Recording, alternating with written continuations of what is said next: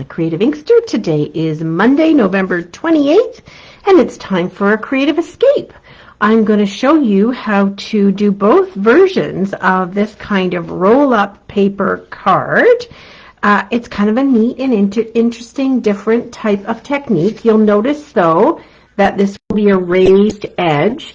So for mailing, perhaps not the best option.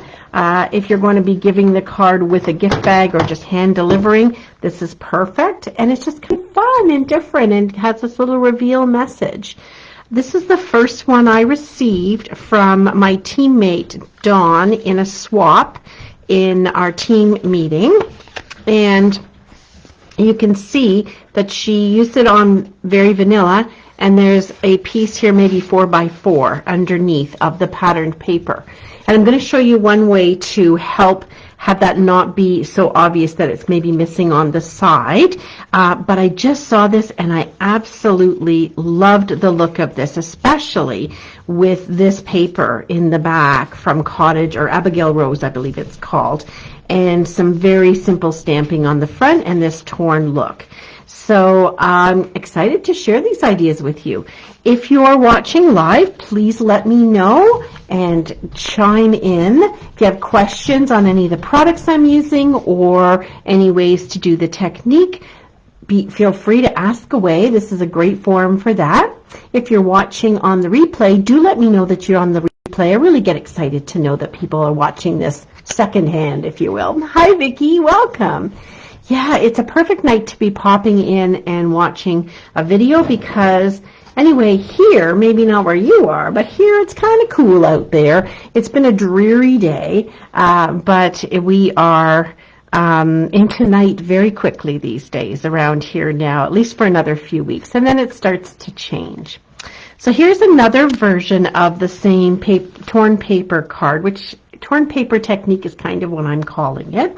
In this case, though, I have the pattern paper on the outside. So this works well where your pattern paper front and back are complementary in some way. And then I have an extra piece inside because, as you can see, I used a dark paper here for this thin layer, which is Pacific Point. I wouldn't have been able to stamp on it. I could have stamped and heat embossed it. That had been a good way to do it with white heat embossing, but I tucked a piece of white in behind there.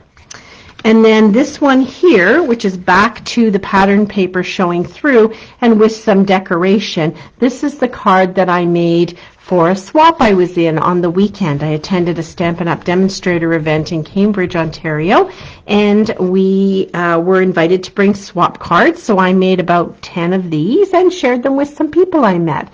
So that was kind of fun. Now, one thing I learned with this when I got going ahead and doing the tearing was if I wanted my greeting to go here, and that was what I was going for versus how Dawn did it down on the bottom here. I wanted my greeting this way. I needed to be careful. Some of them could go as sending hugs, and some of them were longer greetings, and they fit better because I didn't tear the paper. So there's a tip for you. Excuse me. And then what I did here was, this is 3 3/4 by 5, then 4 by 5 1/4, and then your standard card base. I didn't want to add too many colors, although looking at it now, I kind of wish I'd incorporated more of the fresh freesia in it. All right, let's get our pieces together and let's take a look at how to make this technique. So I have here some supplies with the Fitting Florets paper. I already stamped in Tuxedo Black Memento the 3 flowers. I may not use all 3, but I wanted them to be ready and thought I would plan ahead, and I've got my Stampin' Blends here to do some coloring with.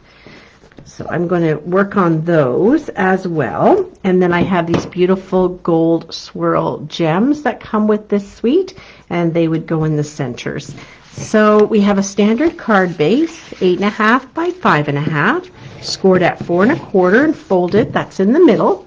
And you could do this card this way or this way, but I'm going to do it in the landscape version. I haven't done enough of them to see how it would look if I did it that way and if I'd be happy with it. So I'm going to start going this way. Maybe for the next card I'll get adventuresome and try it. Kind of depends on how you cut your patterned paper too. This one here is really very all over the place, so easy to do. So then the question becomes, what is going to be my piece peeking through? So for these 3 layers, the patterned paper is the smallest layer. And I think I'm going to do that as the front piece like I did with this one here. So this piece of pattern paper is 3 3/4 by 5. And then I'm going to place it on top of Balmy Blue that is 4 by 5 1/4. And that way when I do the tearing on the side, I'll have something I can stamp on. What ink did I grab? Did I grab a dark enough ink? What did I grab? Oh, I grabbed Evening Evergreen. That'll be perfect for this card. And then I wanted to have some contrast, so I've got Evening Evergreen, which is a very thin border, and this is 4 1/8 by 5 3/8. And, you know, if I was really smart, I'd punch a bunch of stuff out of this. I just didn't think that through. All right, let's get our pieces together. So I found the best thing to do is to start by tearing your paper. So keep in mind, what is the size of the greeting that you want to have peeking through? So I'm going to use the framed florets, and I'm going to go Wishes for Beautiful, although I've used that one a lot. For a special person on a special day. That sounds good. Just want to see if I did that. I need to think about how much I want to tear on the top and the bottom for this to fit nicely. All right, so you want to get that in mind. You want to have a sense of the size of your greeting. Let's get a block out here so we are good to go. And then this piece here, I'm literally going to tear it. And I know, gasp, people are getting nervous because they're like, she's tearing that pretty paper. And there's no rhyme or reason or right or wrong for doing this, except if you want to make sure that it's going to fit in your space provided. So you see me just doing a little of that. Now with some pattern papers, what you'll find is it's not all the way through, it's not color all the way through, whereas cardstock is, so you'll see a little bit of the white showing there. That's okay, it's no problem. So if this were to roll all the way up, and we're going to cut some off, if this were to roll all the way up, I'm just going to audition my card here and see that I have enough space. So what I found, and it's not as much of an issue with the pattern paper as it is with your cardstock, but if you cut some of it off, it just takes a little bit of the bulk out. So not quite a half, but maybe a third. I'm going to just cut right off. And then I'm going to take my bone folder, and I'm going to break down the fibers on this paper a little bit. I'm just trying to get them even. And that will just make it a little bit easier to roll. You're going to get that curl going. And you need a couple of glue dots. You could probably use tear and tape, but I found glue dots are probably my best bet. And I'm going to have them handy. And starting on the outside, I'm just going to roll this up in a tight bit of a circle, like rolling up a carpet. I'm sure other people have other things they could be rolling up, but for me, rolling up a carpet's what comes to mind. Okay, so then I see that it's going to end there. I'm going to let it go for a second because I don't have a way to hold that in place, and that's fine. I know where I'm going to put my glue dots. Take one. I'm going to kind of put it here where I know it's going to roll up to. And take a second one. I found so far 2 have been sufficient. None of my cards came apart. So I have 2 glue dots right here. All right, so we'll go back to our rolling. So we can roll it right into the glue dots. You kind of have to get it started to sort of see where it's going to land. At least that's been my experience with the ones I've made so far. And it's totally fine that this was done on a jagged edge and you've got some white showing. It's fine. If you want to add a little bit of sponging for the color, you go right ahead. All right, so back to what we were going to do. The blue goes on the green, so let's get that glued down. Let's see, I feel like this glue is close to the end of its lifespan. Oh, there we go. We're still getting some coming out. I have one that, I don't know, last week or the week before, I was shaking it. Might have been when I was making the swap cards. And just trying to get every little bit out. So at 4 by 5 1/4 onto something 1/8 of an inch wide, you get a nice thin border. And then that's going to go on here. And won't that offset that very nicely? So before I get too carried away, though, I'm going to take a look here. So I could have cut this bigger and had more of it show by being closer to one edge there. I am going to center it, though. That's just kind of where I'm going with it. So I want to be careful when I'm putting my glue on that I don't have it too close to the edges. I want it to stick down. I do want it somewhat close because I don't want little curly ends sticking up. But I have to think about the fact that I have this hole in the middle. So I'll get this down on here, and I'm going to center it. So this is pretty simple for placement because it's what I do all the time. There we go. And you're probably thinking, well, goodness, how are you going to do that stamping? Well, we're going to stamp right through that hole. Open our ink pad, Evening Evergreen, for a special person on a special day. So that can cover a lot of greeting choices. And I'm going to put my flowers around it somehow. So let's put this in the center here. There we go. That turned out great. So you run the risk, if you're doing it after all of this, oh my goodness. Oh, thank you, Mary. Thank you so much for your kind words. Yes, I was there in the afternoon, so I missed everybody. It feels like all the cool kids were in the morning session on Saturday. Let me tell you, my friends Marcy and Elizabeth were. I got a message from Connie, and now you. Oh my goodness, I missed all the fun. Not that I didn't have friends to be with, but, you know, all the people that I know and that I connect with weren't there. But what's so funny is at our session, I was sitting, a lady, we sort of had to kind of mix up where we were sitting, so we weren't always sitting with people that we know. And we sat down, and the lady, the person I came with, we could sit with one person, right, that you knew, but that was the max. And this lady sat down beside us, and she was from Guelph, too. Gotta go figure, right? How do you think that's going to happen? Okay, so I'm ready now to put this piece on. But yeah, it's a pretty cool card. It's a pretty neat idea, but I would recommend not wasting all this beautiful cardstock in here and punching something out of it at least that you could use. I just didn't think about that when I got prepared for tonight's video. There's no sense in hiding all that beauty when you could use it on something else. All right, so there's the card base done. Let's color up a few of these pretty flowers. I gotta watch my time too. Tonight is bridge night, so I have the bridge ladies all set up to join Zoom and trickstercards.com. Not that I'm doing a commercial or anything, but that's the platform we've been using since May of 2020 when COVID hit and we missed our first month of, or 2 months, I guess, of bridge together, and we had to come up with a solution. And that's what our solution was, is we have Zoom open and we have the game board open, and we get a chance to still play and enjoy each other's company.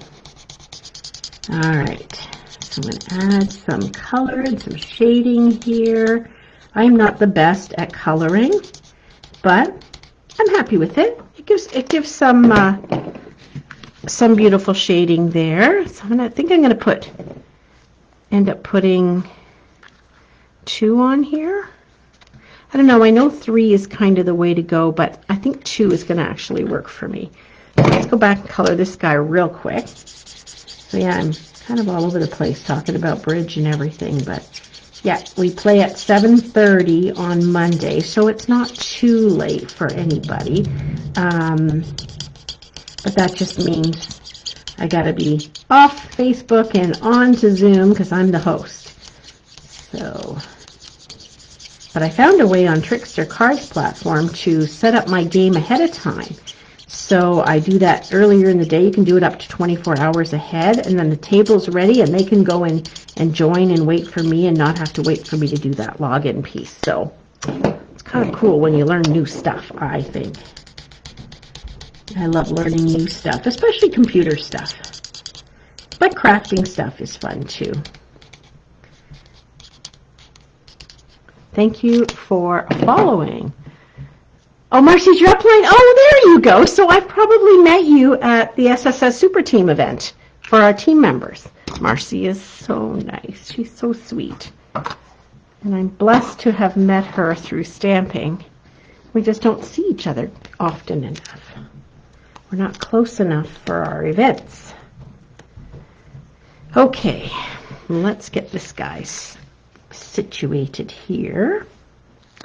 And this guy up here. There, that's coming together. It's like it comes together really quickly. You don't have to make it complicated. I mean, look at this one here with the dragonflies. Those dragonflies are the top of the dragonfly punch. And I never punch them out. They seem to be the garbage piece out of the top because I use the big dragonflies. And I thought, oh, perfect on here. That works. Okay, and here's this one done now. So let's do another one with some other paper, some Christmas paper. And again, just to make things go simpler, I've already stamped and punched out my deer, so I'm good to go. And this time I was going to think about, this time I'm going to have a different type of layer in a sense. I'm going to still have this on the outside, but I have my pattern paper, or my designer series paper, which is 3 3/4 by 5, and my white, the exact same size. So these are going to go together like this, but when I tear, we're going to see that. So that was where I was explaining that on the original one that I got, had the pattern paper behind, and you can kind of see the outline of it. So one of the other tips I found online when I was playing with this was to use a piece that actually fits exactly, because behind white and vanilla you can see if you've got a piece showing kind of like a panty line, you know what I mean? Anyway, so I would make them the same size. Yes, you've all participated in challenges. Oh, that's great. Yeah, so anybody who doesn't know, the SSS Super Team event is for our Stampin' Up! Teams. I'm involved in this group called the Silver Sisters. It's not because we're silver aged, it's because we're silver elite, or silver and above in our demonstrator levels. And we do an event with our teams so that we can sort of bring them a really good one-day event online.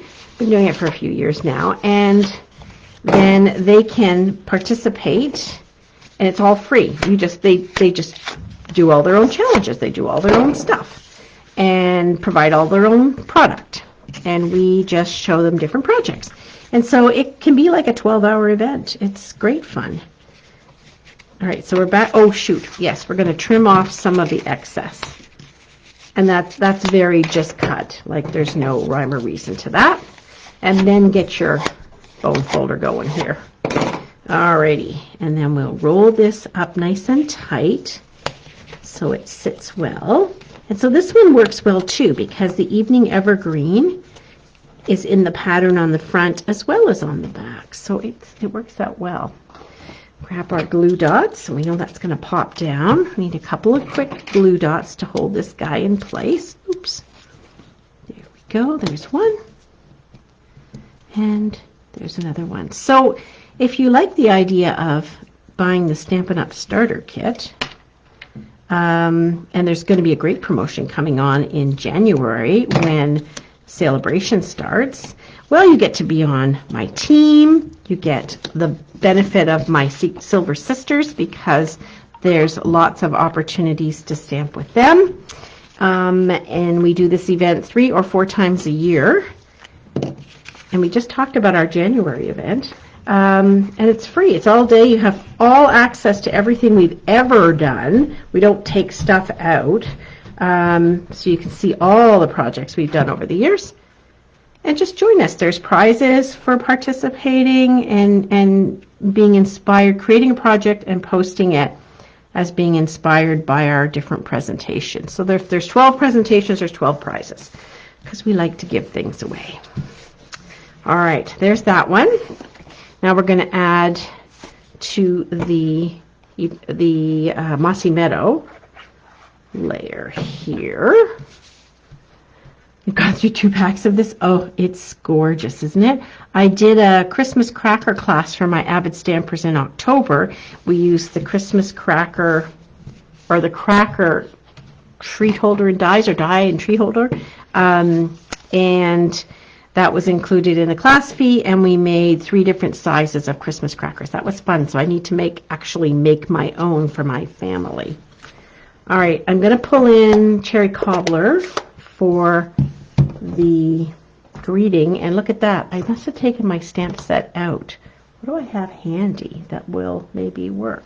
This is Christmassy, Diane. You need Christmas.